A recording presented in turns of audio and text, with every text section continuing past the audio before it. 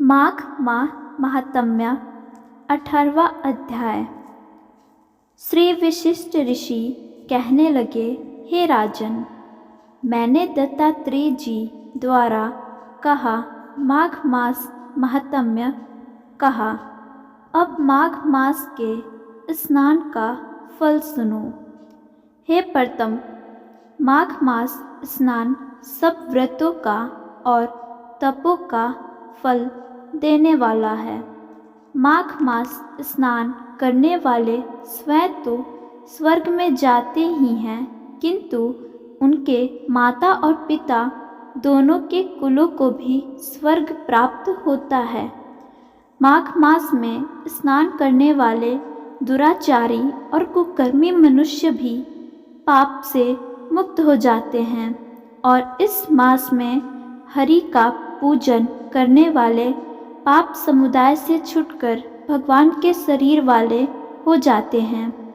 यदि कोई आलस से भी माघ में स्नान करता है, उसके भी सब पाप नष्ट हो जाते हैं। जैसे गंधर्व कन्याएं राजा के श्राप से भयंकर कल भोगती हुई लोमस ऋषि के वचन से माघ मास में स्नान करने से पापों से छूट गई। यह वार्ता सुनकर राजा दिलीप विनय से पूछने लगे, हे गुरुदेव, ये कन्याएं किसकी थीं? उनको यह श्राप कब और कैसे मिला? उनके नाम क्या थे? ऋषि के कृपा से कैसे श्राप मुक्त हुई और उन्होंने किस स्थान पर माघ स्नान किया? आप विस्तार पूर्वक सब कथा कहिए। वशिष्ठ जी कहने लगे, हे राजा, जैसे अग्नि से स्वयं अग्नि उत्पन्न होती है, वैसे ही यह कथा धर्म और सनातन उत्पन्न करती है। हे राजन, सुख संगीत नामक गंधर्व की कन्या का नाम विमोहिनी था। सुशीला तथा स्वर वेदी की सुंबरा, चंद्रकांत की सुतारा तथा शुभ्रा की कन्या चंद्रिका, ये 5 सब समान आयु वाली तथा चंद्रमा की जैसी कांति वाली और सुंदर थी। जैसे रात्रि को पुष्प चंद्रमा शोभायन होता है, वैसे ही कलियों के समान खिली हुई ये अप्सराएं थीं। ऊंचे पयोधर वाली पदानी वैशाख मास की कामिनी, यौवन दिखाती हुई 3 पत्तों वाली, लता के सदृश गोरे रंग, सोने के सदृश चमकती हुई और सोने के अलंकारों से सुशोभित सुंदर वस्त्र धारण करे हुए, अनेक प्रकार के गाने और वीणा अन्यथा बांसुरी तथा दूसरे बाज बजाने में प्रवीण और ताल, स्वर तथा नृत्य कला में निपुण थी।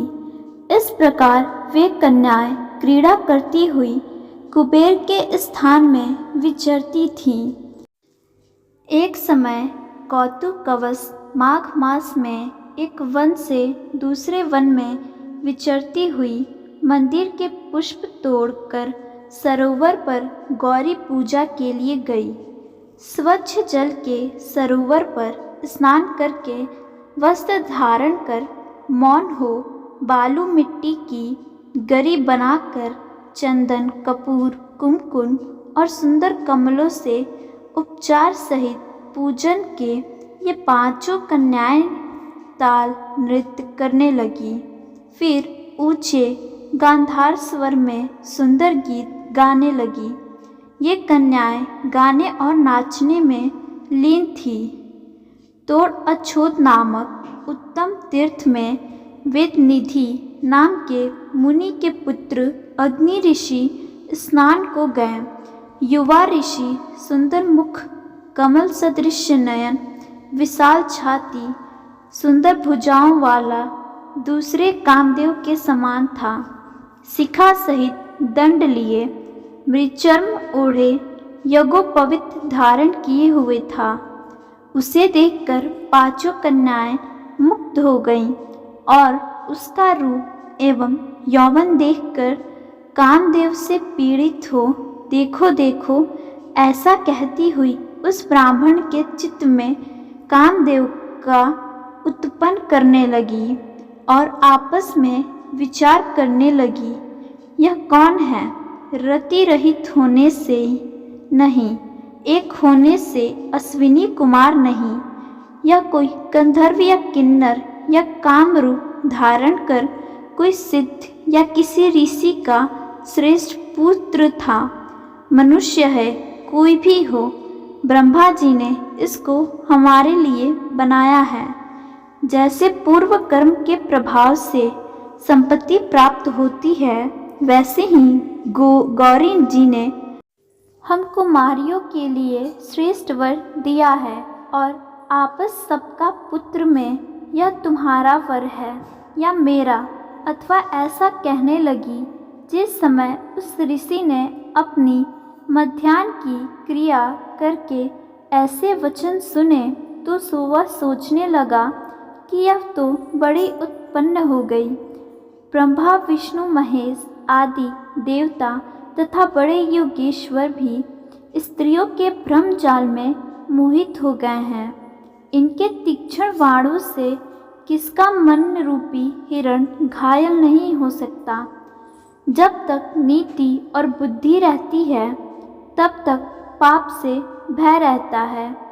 जब तक तप की गंभीरता रहती है, यम विधि का पालन माघ मास महात्म्य होता है, तब तक मनुष्य स्त्रियों के बाणों से बिंधा नहीं जाता।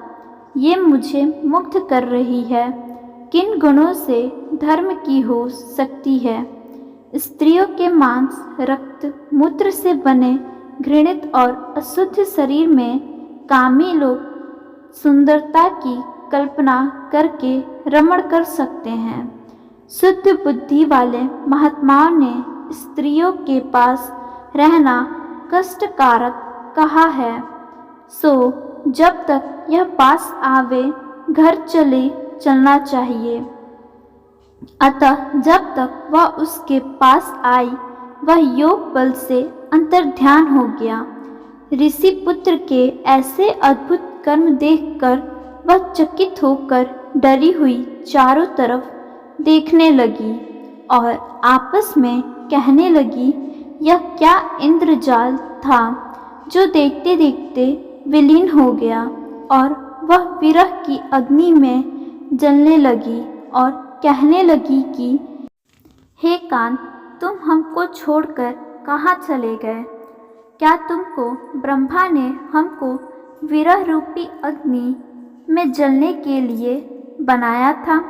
क्या तुम्हारा चित्त दया रहित है जो हमारा चित्त दुखाकर चले गए? क्या तुमको हमारा विश्वास नहीं? क्या तुम कोई मायावी हो? बिना किसी अपराध के लोगों पर क्यों क्रोध करते हो? हे हृदयेश्वर, तुम्हारे बिना हम नहीं जीवेंगे। जहाँ पर आप गए हो हमें शीघ्र ले चलो, हमारा संताप हरो और हमको दर्शन दो। दया करो, सज्जन लोग किसी का नाश नहीं देखते। राधे राधे, धन्यवाद।